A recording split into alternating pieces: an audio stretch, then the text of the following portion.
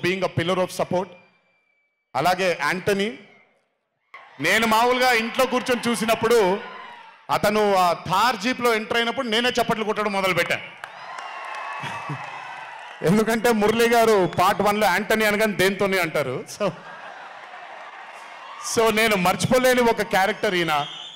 And his entry అంటే ఒక బాగా కామెడీ చేయగలిగే క్యారెక్టర్ని ఒక మాస్ హీరోగా ఎంట్రీ ఇవ్వగలిగేటువంటి మరి రైటింగ్ ఆయన రాశారు. And he had the equal capacity to carry it. Thank you so much for being a pillar of support for this movie. అలాగే మై లడ్డు, మా విష్ణు గారు, ఐ థింక్, ఐఎమ్ సారీ ఎవరు ఏమనుకోవద్దు మీ ముగ్గురు, బట్ ఐ థింక్ ఈ cinema if it was not Vishnu గారు ఈ రోజు ఇంత పెద్ద హిట్ అయ్యేది కాదేమో. నన్ను మామూలుగా చాలామంది అడుగుతారు, రాముడుగా చేయడం ఈజీయా లేకపోతే రావణాసురుడిగా చేయడం కష్టమా అని. రాముడుగా చేయడమే మనకి చాలా కష్టమైన పని. ఎందుకంటే ఇన్నోసెన్స్ అనేది మనం చాలా ఎక్స్పోజర్ వచ్చేసిన తర్వాత ఇన్నోసెంట్గా బిహేవ్ చేయడం మనం మర్చిపోయాం లైఫ్లో. కానీ అన్నీ తెలిసి కూడా తను బేసిక్గా అంత ఇన్నోసెంట్ అని నేను అనుకోవట్లేదు, కానీ ఇన్నోసెంట్గా పర్ఫామ్ చేశాడు ఆయన.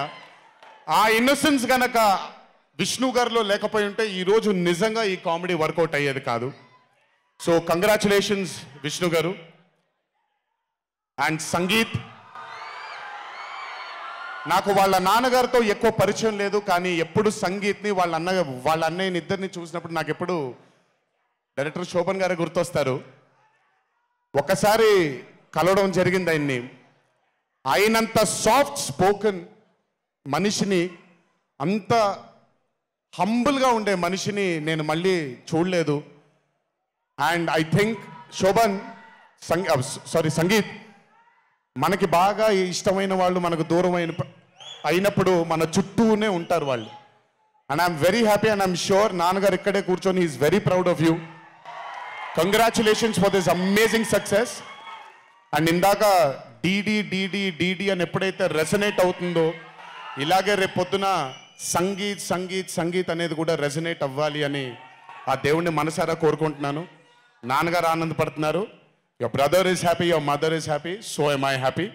I wish you all the luck for many more films. Just మీరు ఇలాగే మీ దర్శకుడిని నమ్ముకుంటూ ముందుకు వెళ్ళిపోండి.